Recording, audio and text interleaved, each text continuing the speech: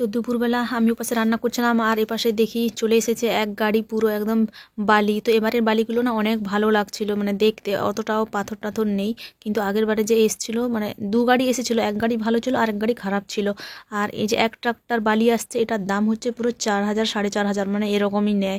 আর বকশিস তো ওদের আছেই যে তোমাকে এনে দেবে এরকম। এদিকের সিস্টেম অন্যরকম।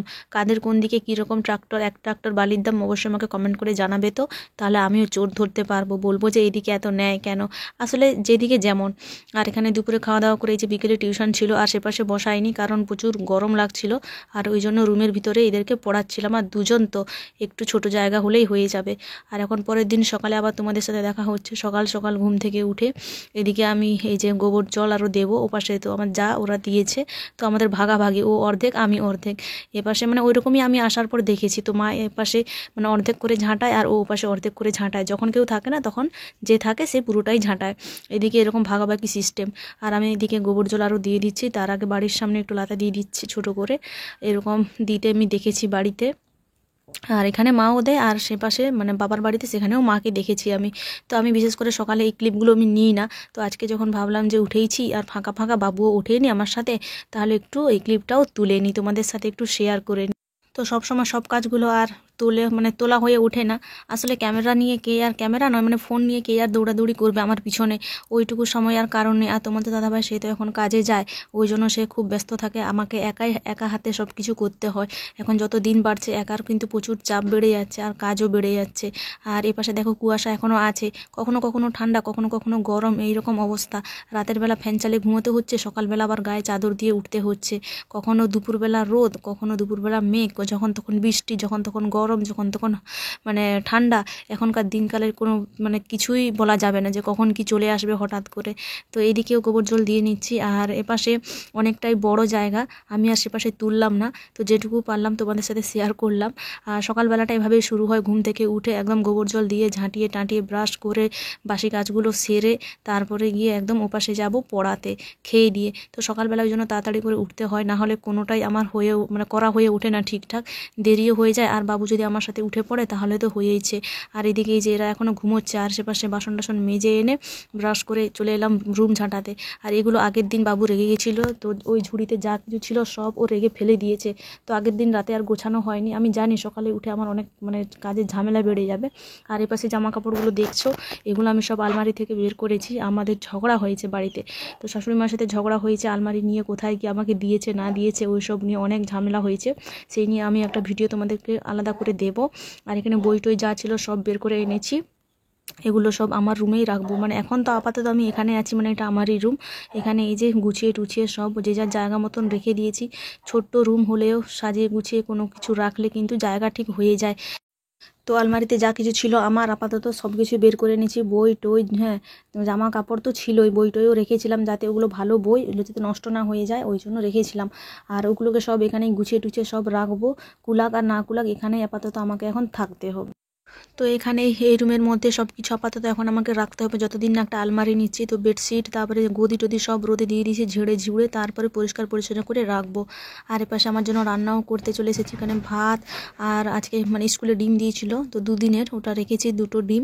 তো টমেটো চাটনি ডিমের ঝোল এগুলোই করে খাবো। আর আমি ভেবেছি আলাদা করেই থাকবো আপাতত একা, আর কাউকে সঙ্গেও নেব না এখন কিছুদিন। আর পরের দিন আবার তোমাদের সাথে দেখা হচ্ছে। এই যে সকালে তোমাদের দাদাভাই এখানে খেয়ে নিচ্ছে, ও যাবে কাজে। আর আমি এপাশে ধানটা যে সেদ্ধ করেছিলাম ওটা এখানে মেলবো, তার জন্য ওদিকে ত্রিপল ওটা মেলে দিয়েছি। তো রোদ তো বেশ হয়েছে, একদিনে শুকিয়ে যাবে, কিন্তু ধানগুলোকে তো একদিনে শুকোতে নেই, আপাতত দুদিন তো দিতেই হবে। একদিনে শুকোলে নাকি চালগুলো ভেঙে যায়, তো ওই জন্য একটু কম কম করে নিয়ে ওপাশে মিলবো। আর ধান বেশি নেই, যেহেতু জায়গা ছিল না আমাদের, যেটুকু কম জায়গা ছিল ওইটুকুর মধ্যে ভিজিয়েছিলাম আর ওইটুকুই সেদ্ধ করেছি। আর বাবুকে এখানে দেখো, ও আমার পিছন পিছন সবসময় ছুটতে থাকে। তাও এখন যত একটু বড় হচ্ছে তাও একটু কোল ছাড়ছে, না হলে আমি মানে কোনো কাজই করতে পারতাম না ওকে রেখে। তবুও করতে হবে, অন্যরা করে অন্যরা পারে, আমি কেন পারবো না, তাই না? আমি ঠিক পেরে যাব, একদিনে না হলেও মোটামুটি একটু একটু করে সব কাজ আমি ঠিক করে নিতে পারবো। তো ধান টান মেলে দিয়ে তারপরে খাওয়া দাওয়া করবো আমি আর বাবু। আর সকালে তোমাদের দাদাভাই সেই ভাত বসিয়েছিল, তো জল ঢালা ভাত, আর হচ্ছে আমি পরে টিউশন থেকে এসে আলু ভাজা করেছিলাম। তো এগুলো দিয়ে এখন খেতে হবে। দুপুরবেলা দেখি কী সব রান্নাবান্না করব, আর ভাতও বসাতে হবে, কারণ এখন কম করে রান্না করেছিল তোমাদের দাদাভাই। আর আমি তো পাশে টিউশন পড়াচ্ছিলাম, তো আমি একবার পড়াতে যাই, সে একবার পড়াতে যায়, এরকম চলছে আমাদের দিনকাল। তো ভালোই হয়েছে, দুজন যদি পড়াশোনা না জানতাম কেউ, তাহলে একজনকে ব্যস্ত থাকতে হতো। তো ও পড়াক আর আমি পড়াই, যেই পড়াক না কেন, বাচ্চাদের পড়ানোটাই হচ্ছে আসল কথা। আর আমরা দুজনেই আগে বসতাম, আগে সেও বসতো, আর বাচ্চা তখন আরও বেশি ছিল, আর বাবু তো তখন ছোট ছিল, ওই জন্য মানে ওই বসতো তখন, তারপরে আমি পরে বসতাম। কিন্তু এখন একটু বাবু বড় হয়ে যেতে আমি দায়িত্বটা নিয়েছি, আর ও তো এখন কাজে যাচ্ছে। একদিকে ভালোই হয়েছে, ও কাজে যাবে, আমিও এখানে পড়াবো, তাহলে দুজনের ঠিক ব্যালেন্স হয়ে যাবে দুদিকেই। এভাবে না হলে একজনকে তাকিয়ে থাকলে তো হবে না, সেও যদি আমাকে তাকিয়ে থাকে, বাড়িতে থেকে যায় চুপচাপ, সেটাও ভালো দেখায় না। কিংবা আমিও যদি খাটতে যাই, হ্যাঁ, কিংবা সেও যদি খাটতে চায়, আমিও যদি চুপচাপ বসে থাকি, সেটাও ভালো দেখায় না। তো ওই জন্য ওকে বলেছি যে তুমি তাহলে কাজেই যাও, আর আমি টিউশন পড়াবো, আর বাড়িতেও তো কাজ বাজ তো আছেই, মাঠে ঘাটতে না পারি, কিছু না কিছু একটা ঠিক করে নিতে পারবো আমরা দুজন। তো ধান তো কমই আছে, আর রোদও প্রচুর দিয়েছে, দুপুরের মধ্যে ঠিক হয়ে যাবে, তারপর স্নান টান করে একটু রেস্ট নেব। তো একদিকে এদিকে ধান এই যে বসিয়েছি বলছি, ধান মেলেছি পেপারে, কমই আছে তো ওটাই মেলেছি, প্রচুর রোদ দিয়েছে, পুরো একদিনে শুকে যাবে, তবে পুরোটা শুকাবো না, হালকা শুকিয়ে রেখে দেবো আবার কালকে। আর এ পাশে বাবুকে স্নান করিয়ে দিয়েছি, ছেঁড়া ছেঁড়া জামা পরিয়ে দিয়েছি যাতে ও হাওয়া পায়। আসলে ওকে নতুন গেঞ্জি কেনা হয়নি, এটা আগের বছরের গেঞ্জি, ওটা ছিল গরমে, আর কি করবো, পাতলা গেঞ্জি পরিয়ে দিয়েছি।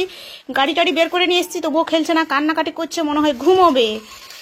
আর এপাশে আমার ভাত, দুপুরে ভাত, এই যে দুপুরে রাতের জন্য কুলাবে কিনা জানি না। আর এদিকে তরকারি, এই যে বাঁধাকপি আলু বেগুন দিয়ে একটা তরকারি করব। আর দেখি আম কুড়িয়ে এনেছিলাম, এই যে আম, এগুলো চাটনি করব, ছোট ছোট আম। আর আমারও কাহিল হয়ে গেছে রোদে, আবার সর্ষে মেলা হয়নি, সর্ষেও রোদে শুকিয়ে দেবো, প্রচুর কাজের চাপ বেড়েছে এখন। তো এখন আমি ব্লগ এডিট করব, তারপর তোমাদেরকে ব্লগ দেবো। তো চলো কমেন্ট করে জানিও কেমন লাগছে।